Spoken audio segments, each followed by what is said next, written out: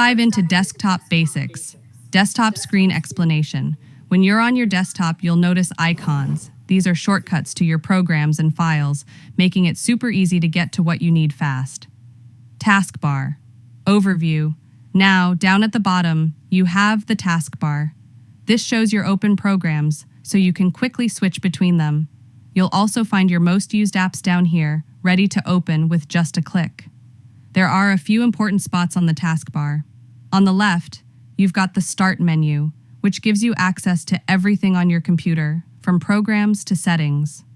In the middle, you'll see your open apps, so you can jump between them without hassle. And on the right, you've got things like the time, your network settings, and notifications. Start menu.